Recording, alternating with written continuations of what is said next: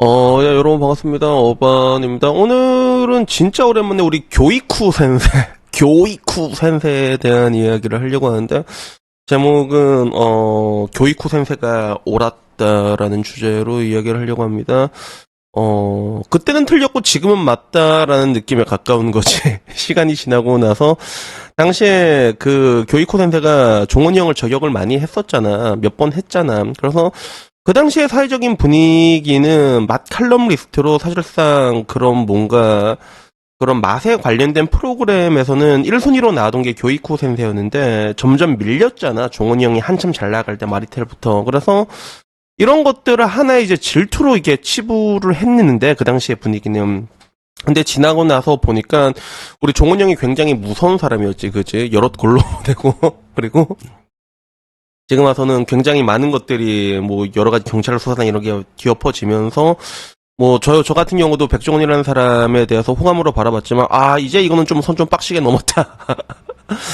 가장 빡시게 넘은 것 같아. 제가 보기엔 최근에 나왔던 그 모든 사건을 통틀어서 난 가장 빡시게 넘었다고 생각을 하는데 이렇게 되니까 과거 교이코 선생의 발언이 다른 각도로 들리게 되는 거예요. 그래서 요걸 지금 보니까 되게 재밌더라고. 쇼츠로 돌아다니고 있는 건데 어떻게 보면 예토 전생 된 거지. 예토 태연세 된 건데 제목이 그거야. 재조명 받고 있는 황교익 백종원 평가 이래서 그 교이코 선생는 백종원 아저씨를 그냥 성공한 외식 사업가다라고 얘기했어. 그러니까 딱 이 정도였어. 백종원 아저씨는 그냥 성공한 외식 사업가였거든.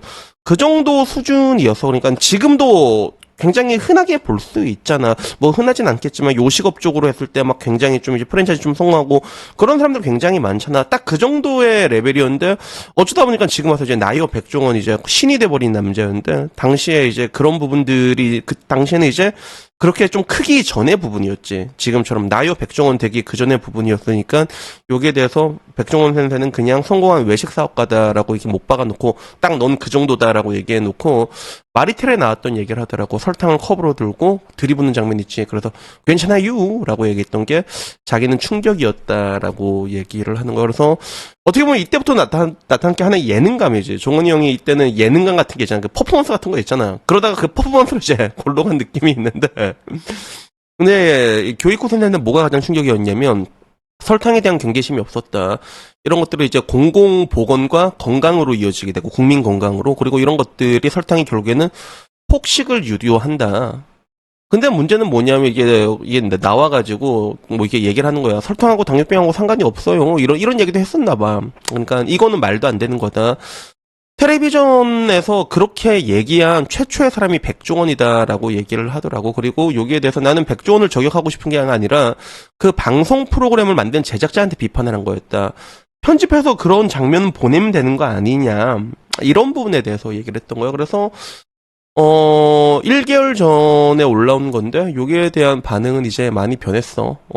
당시에는 교이코 센세를 까는 그런 게 많았지. 왜냐하면 방금 내가 말한 그런 것들 때문에 저건 질투다, 젤러시다라고 얘기하는 부분들이 있었고, 그리고 교이코 센세도 나름 여러 가지 문제들을 조금 많이 만들었거든. 만든 사람들 중에 하나였거든. 그래서 설탕을 진짜로 싫어했던 건 있는 것 같아. 교이코 센세가 설탕을 되게 싫어하면서 음식이 점점 달아지고 있다. 이 부분에 대해서 좀 지적을 많이 하긴 했거든. 그리고 떡볶이 같은 것도 이제 떡볶이는 맛있는 음식이 아니다 막 얘기하다가 그래서 갑자기 떡볶이 광고 찍고.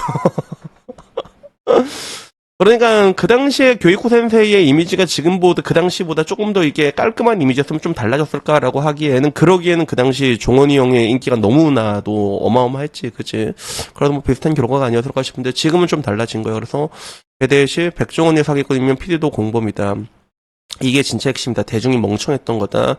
황교익의 모든 발언을 지지하지 않지만 백종원에 대한 평가는 존경한다. 아무도 말 못하고 있을 때 뭐 이 얘기 한 부분 그래서 뭐 특검을 받아야 된다. 100번 옳은 말이다. 뭐 이런 이야기부터 황교익 센세 백종원 전성기 때 혼자 조용한 건 인정해야 된다. 뭐 이제 이런 이야기에 교익이는 그래도 사기는 안 쳤다라는 이야기. 꽃이 지고 나서야 봄인 줄 알았습니다. 황교익 씨는 유일하게 눈이 멀지 않는 전문가셨다. 뭐 난 동의하진 않지만 근데 그때 백종원 바 백보이라고 하는데 많이 공격을 당했다라는 얘기부터 황교익은 거진 10년 넘게 비판을 받았다라고 하면서 집단 린치를 받았다 이 이야기를 해. 백씨보단 나았다 이런 이야기들이 굉장히 많지. 그리고 그 와중에 이것도 있더라고. 자기는 설탕 오지게 넣으면서 마리텔에서는 마리텔 소유진이랑 같이 잔예에 참여하는 데서는 설탕을 없다.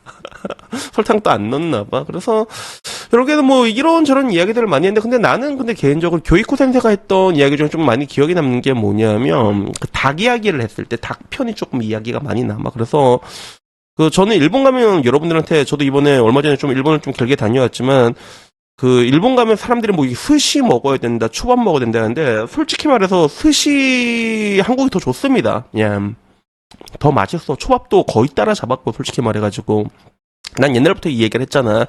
근데 그때는 몰랐는데 그때는 사람들이 이제 진짜요 어반이 근데 나는 옛날부터 일본을 많이 왔다 갔다 하니까 그 얘기를 많이 했거든. 그러다가 나중에 실제로 미슐랭 스타가 똑같은 얘기를 했어. 누구였지? 스시코우즈인가 그 사람이 그 얘기를 했을 거야. 회나 사시미는 한국이 낫다고. 가성비가 더 좋아 오히려. 그쪽 여건도 괜찮고 그리고 스시도 이제 거의 따라잡았다 보면 됩니다. 한국 자영업자 레벨들이 여러분 진짜 지금 올라간 게 존나 무시무시합니다. 특히 30대 얘네들 있잖아. 버킹 크레이지해. 진짜 잘해. 근데도 망해. 그게 무서운 거, 더 무서운 거지. 근데 이제 내가 그때도 이제 일본 가면 먹으라 했던 게 저는 야키토리를 먹으라 했거든. 차라리 야끼니꾸라던가 야키토리를 먹어라. 그게 가성비가 더 좋다 일본 가서 내가 그 얘기를 했는데 근데 교이코 센세가 닭에 대해서 얘기했던 건 내가 좀 기억에 많이 남아. 그래서 한국 닭이 굉장히 작게 나오거든 그게. 그래서 일본에 가서 먹으면 닭 요리도 굉장히 많이 발달돼 있단 말이야. 일본이 닭 요리가 치킨은 한국 교촌이 짱이긴 해 내가 먹어도. 근데 닭 요리가 되게 많이 발달돼서 닭 익힘 정도도 다르고 사시미부터 시작해갖고 난 개인적으로 여러분 일본 가서 먹으러 가면 일단 소는 이제 규탄이라고 해도 우설 먹으라고 내가 추천 많이 해주고 그리고 야키토리 같은 경우는 이제 하츠라고 해서 염통인데 그 염통을 이제 하츠라고 얘기하거든. 그런 것들이 이제 약간 이제 절반 정도 미디움 레어로 익혀서 나는데 그 식감이 좋아. 우설이랑 비슷하게. 그리고 뭐 이제 한국에서 없는 레바부터 시작해서 근데 중요한 게 닭이 맛있어. 일본은. 닭 자체가 맛있습니다. 실제로.